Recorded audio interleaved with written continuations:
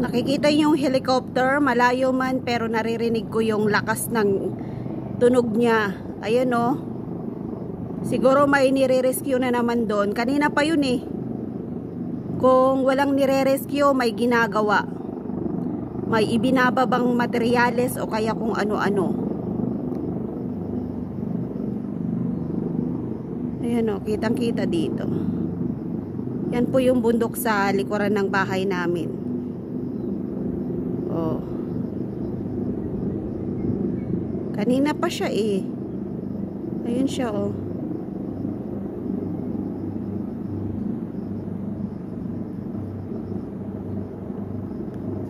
Kaninang umaga kasi may may lumilipad na mga paragliding, ganon.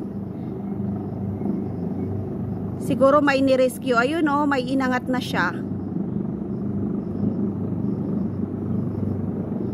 Nakuha na nila yung yung nire-rescue nila kung rescuehan man yan. O kaya may bagay na ilalapag o kaya may bagay na kukunin.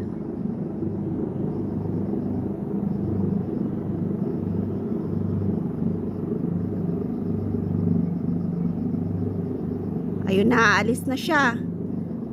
Kasi nakuha na nila yung yung ayun na. Oh, 'di ba? Yan po yung bundok ng Pyramid Hill.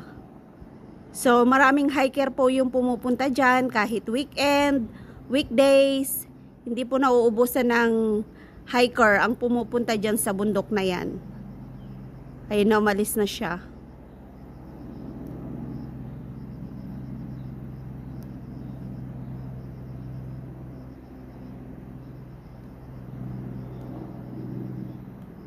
Yun na yung helicopter oh. Kanina pa siya eh. Sinulyapan ko, di kinuhanan ko ng video.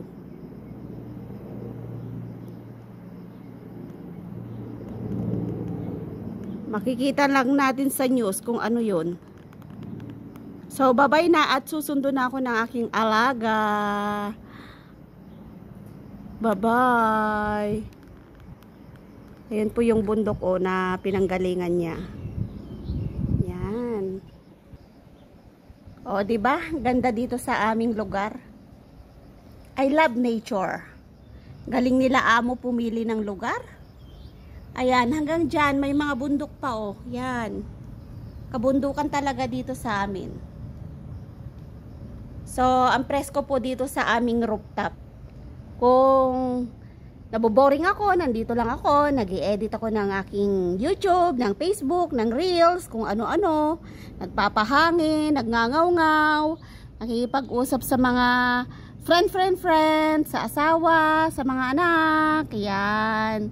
Thank you po sa panonood ng aking mga ina-upload. Bye-bye! Ganda ng kalangitan, no? Kulay blue at maganda yung sky. White na white yung color niya. So, babu! Yan po yung share natin today. Today is September 21. Huwebes.